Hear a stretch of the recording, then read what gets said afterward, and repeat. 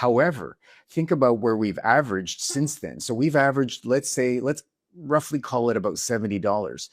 A year ago, we were at barely 30, say 30, 35. We are April now. That's double what we had. And I can tell you that 2 years ago, I had the mining CEO saying to me, Peter, if we could only get above $30, so that we could make decent profits, we could reinvest, we could explore more.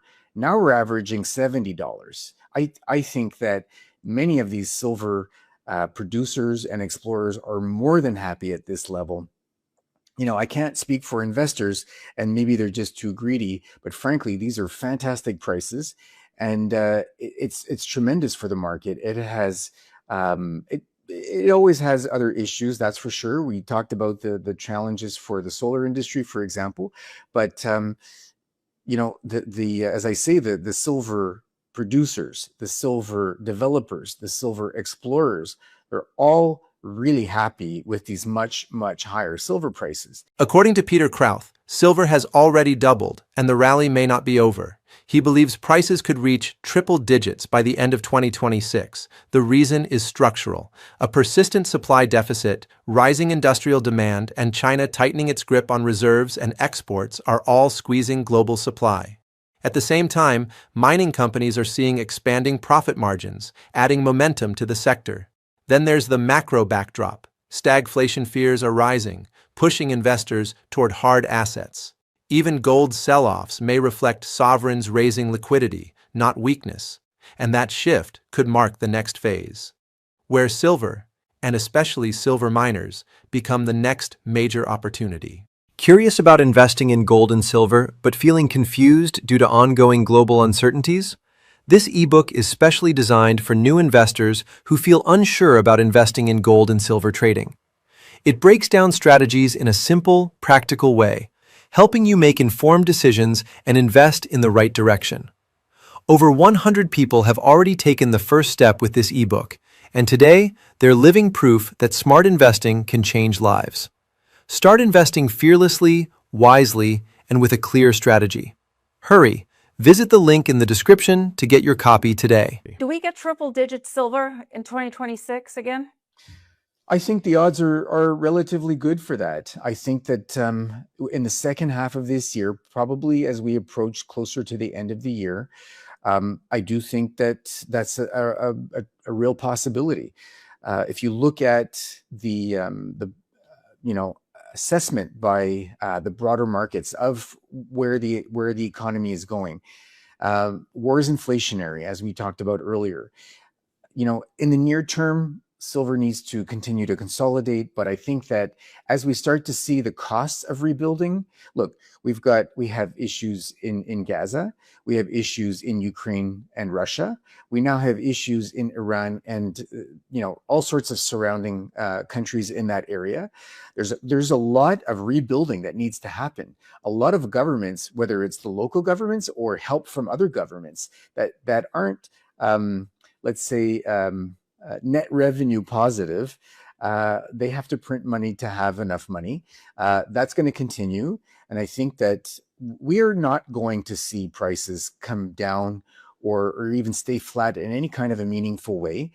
If anything, things may slow for a while. Inflation may slow. But, I was reading a piece today about how the OECD is actually forecasting U.S. inflation is going to be at 4.2% this year, whereas the Fed sees it in the high twos. The OECD thinks it's going to be above 4%. That's significantly higher. And we've just had a big reversal in the market's expectation for a Fed rate cut, which was going to be somewhere around 63, 64% by July. Now they think it's going to be 0 by July. Silver inventories peaked around early 2021 and have been declining ever since, slowly at first, then much more aggressively. By early 2024, it raised a critical question. If we've already been in a structural deficit for years, why hasn't silver moved higher? The answer lies in those inventories. Large industrial consumers, especially in electronics and solar, have been quietly drawing them down. Instead of relying only on spot supply, they've been using futures markets to secure silver and take delivery when needed. But that strategy isn't unlimited. As inventories continue to shrink, the available above-ground supply gets tighter, and the margin for error disappears.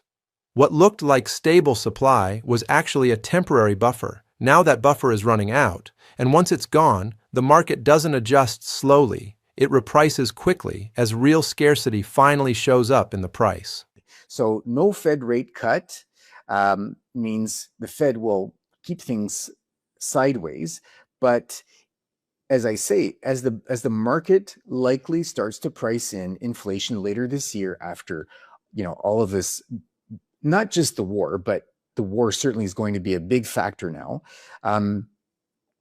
Then we're going to see, as I say, the central banks cutting rates in the face of high and rising inflation. And the market's going to look at that and say, wow, even in high and rising inflation, not only can they not keep rates steady, they have to cut them. So they're just going to feed inflation even more, and people will look for a hedge. And I think that, we've seen that happen in gold over the last couple of years. Gold went from, say, 2000 and ultimately through 3, 4, and above 5 earlier this year. Steady buying from central banks, people who started to see this happen, and it was essentially something they couldn't ignore anymore, and said, wow, gold is at 4,000, gold is at 5,000 now. Maybe I need to own some. But I'm getting 1 ounce at that price. What is my alternative? Silver has traditionally been that alternative.